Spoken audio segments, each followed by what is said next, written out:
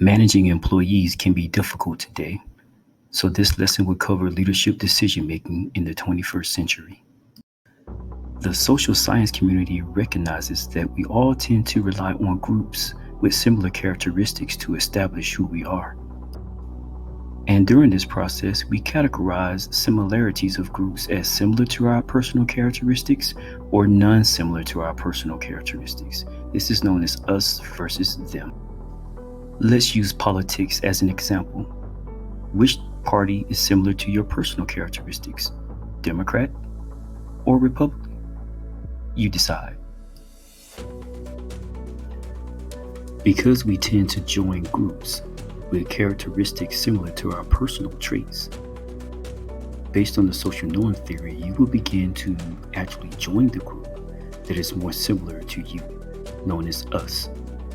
However, you will also recognize some members or some people who oppose those characteristics, and they're known as them. And us versus them also causes a unique power dynamic between the groups. First, you will conform your actions and behaviors to the majority of that group. Next, you will begin to recognize those with similar characteristics, beginning to stereotype, blame, judge, and even dehumanize to conform those of the opposing group to their behaviors and beliefs. Let's go back to the political party example. If you found that you have personal traits similar to the Democrat Party, then you are likely to join the Democrat Party. However, if you have personal traits that are similar to the Republican Party, you will find yourself likely to join the Republican Party. However, based on the power dynamic, you will also find yourself stereotyping, blaming, judging, and dehumanizing the opposing group.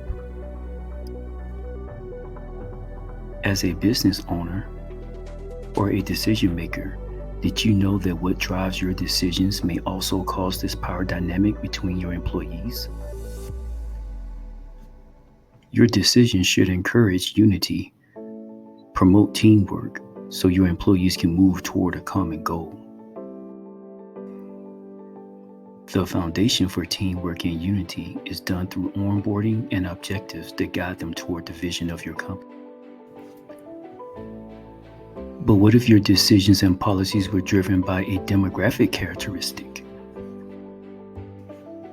Well, then you would begin to notice that those employees that were bound together based on policies driven by unity, teamwork, and moving toward common goals will now have to decide which characteristics are most similar to their personal traits. Then they will establish which group they belong and label themselves as similar and non-similar. As a result, you will notice your employees using stereotyping, blaming, judging, and dehumanization to conform the other group to your policies. And all policies and procedures that promote us versus them power dynamics will only divide your organization, never unite. So to all the business owners, decision makers, and leaders out there, if your decisions are driven by similar, non-similar demographic characteristics, then the employees you have in the same organization will likely use these tactics you learned throughout this lesson to conform the opposing group to their norms.